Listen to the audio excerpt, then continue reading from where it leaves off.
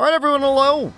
Welcome back to 20th Anniversary Monster Hunter Countdown. Up next, number 164, Viper Tobi-Kadachi. First only appearance, Monster Hunter World Iceborne. Didn't make a return for Rise and Sunbreak, unfortunately, because he is kind of a cool subspecies. Great looking armor set. Love like the little like fur collar thing with a fur hat. Not sure how I feel about it in real life. You feel kind of bad for the animal. You gotta like drag around on your body. But in the game, it's fine. It is a work of pure fiction, so you may enjoy it there. It's sometimes easy to conflate the two. I remember when World came out, people were real mad. Like, you gotta kill the monsters! This is terrible! Well, not real. I played Doom as a child, Doom 2. I launched missiles at cacodemons and they exploded all over the place. That doesn't mean I want to do that in real life. I mean, given the opportunity, if hell did invade Earth and I had a rocket launcher and there were a cacodemon, I would shoot them with it. But that doesn't... that's because cacodemons are universally bad, I think. I don't know. I haven't sat around and talked to one. How's the armor set? Gunlance is pretty okay. You know, I mean, I remember progression-wise, Gunlance in the set worked out pretty well. Evade distance is nice on Gunlance. I'm not saying it was amazing. I'm not saying you're going to use any of this in the endgame, but I remember it being like, all right, progression-wise. Certainly, there are worse things you can make.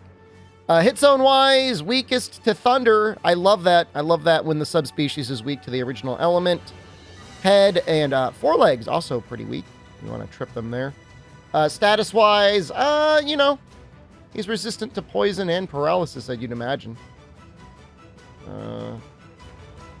So, unlike normal Viper, who's got like really, really strong forelegs, tenderizing Viper's forelegs actually make him a pretty good hit zone, only because you can get a lot of trips off. And, I mean, obviously, you know, free damage is always nice. I've heard a lot of people say that they got walled on Viper Tobi-Kadachi, and I always found that very interesting. The first time you fight him, the cutscene plays, you're introduced to him, it's actually an expedition. So you would either need to like really time out or then return and then go into the quest in order to not have essentially unlimited carts.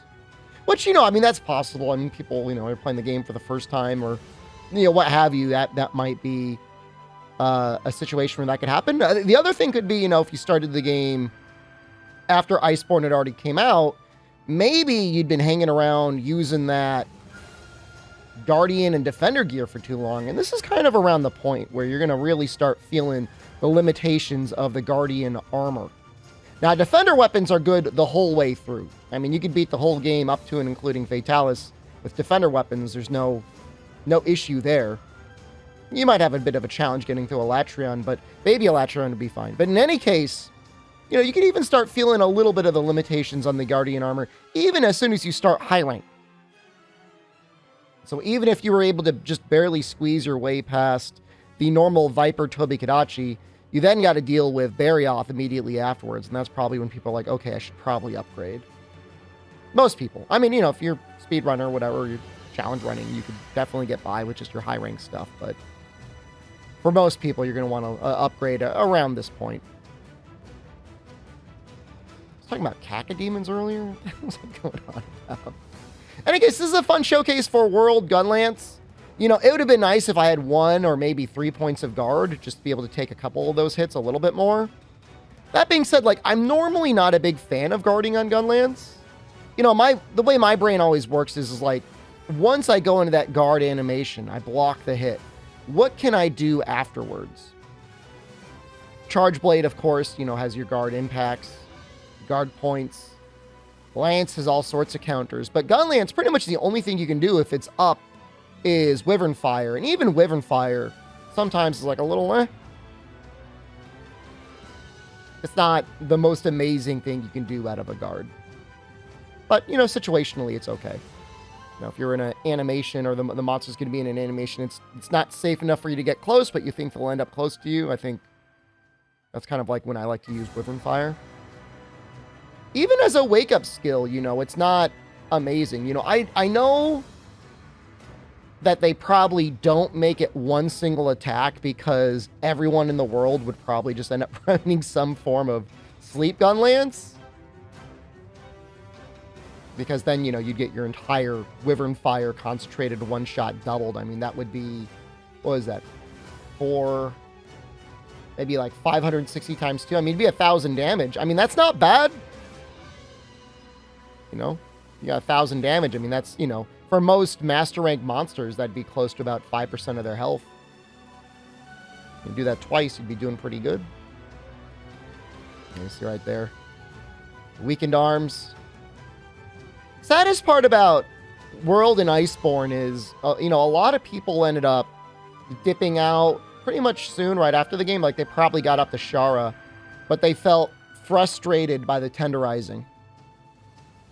But it's so much better now with the Shaver Charm and with, like, Tenderize now being, was it 3 minutes rather than 90 seconds? You've been gone. Come back, you know, at least clear out your Fatalis and your Elatrion. They're pretty fun fights. There's more good fights other than them. What there isn't is good item descriptions. I'm not even going to bother. If Capcom doesn't care, then neither do I. Thank you, Viper Tobi-Kadachi. Speaking of not caring, 163 Apex Mizu is next.